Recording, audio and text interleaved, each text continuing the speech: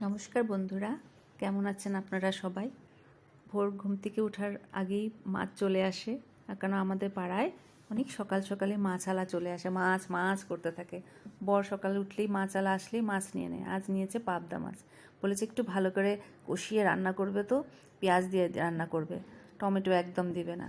তো আমি বলছি ঠিক আছে হবে। আমার পেঁয়াজ বেশি ছিল না, তাই আমি একটু টমেটো নিয়ে নিলাম, যে থাক বলুক, আমি টমেটো দিয়ে বানায় খাওয়াবো, দেখি তো বুঝতে পারে কেমন হয়, বলতে তো থাকি। তো কড়াইতে তেল দিয়ে নিলাম। এখন তেল দিয়ে তেলটা গরম হয়ে আসলে এটাতে দিয়ে দিব আমি কালো জিরে দিব। তারপর কালো জিরে দেওয়ার পর দিব তেজপাতা। কালো জিরে দিয়ে দিলাম, এবার দিয়ে দিব তেজপাতা আর কাঁচা লঙ্কা। তো কাঁচা লঙ্কা দেওয়ার পর দিয়ে দেব পেঁয়াজ টেয়াজ কুচি করা, সব কুচি করে রেখেছি, পেঁয়াজ, আদা, দুটো রসুন কোয়াটা সব দিয়ে একটুখানি ভালো করে নেড়ে চেড়ে এটাকে ভালো করে কষিয়ে নিব। নুন দিয়ে দিব, নুন, জিরে গুঁড়ো, ধনে গুঁড়ো, সব এগুলোকে দিয়ে দেব। নুন টুন দিয়ে কষিয়ে দিব, এগুলো দিয়ে ভালো করে কষিয়ে নেব।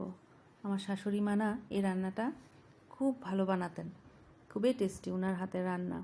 আমার বর বলে মার মতো রান্না করবে তো, কিছু আনলেই বলে মার মতো রান্না করবে তো, ওরকম করে। তো বলুন তো মার মতো কি রান্না হয়?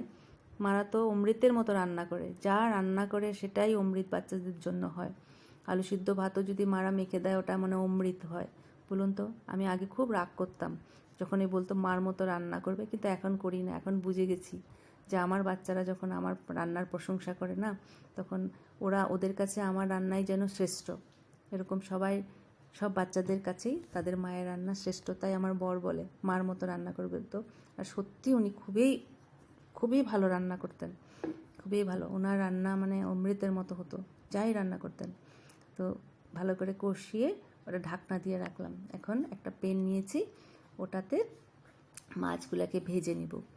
মাছগুলো দেওয়ার সঙ্গে সঙ্গে যা ঢুপঢাপ ফোটা শুরু করলো না, একদম আমি স্টিলের থাল একটা নিয়ে নিয়েছি, তেল ছিটে আসছিলো একদম।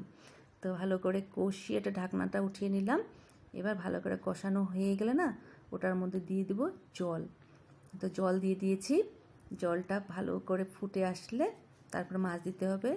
জলটা একটু ফুটেছে, এবার আমি এটার মধ্যে মাছগুলো দিয়ে দিব। পাবদা মাছের ঝাল ঝোল হচ্ছে তো, তাই তেল ঝোল বা ঝাল ঝোল যাই বলুন ওটার নাম, কিন্তু দেখতে বলুন খুব সুন্দর হচ্ছে না? খুব সুন্দর হয়েছে দেখতে, খুব ভালো লাগছে দেখতে।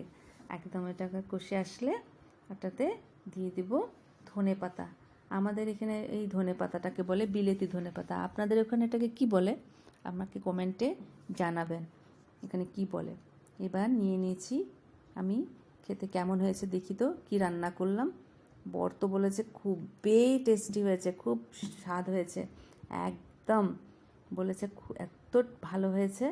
যাই হোক, ওদের কাছে খুব ভালো লেগেছে জেনে, বাচ্চারা বলেছে যে খুব ভালো হয়েছে।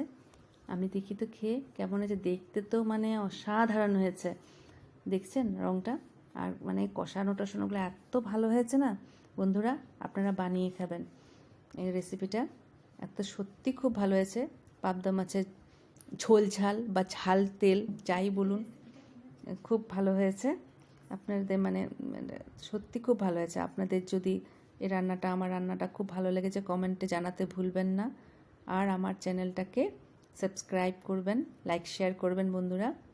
এত টেস্টি হয়েছে, আপনারা সত্যি বানিয়ে খাবেন আর আমার কমেন্টে জানাতে ভুলবেন না। ধন্যবাদ।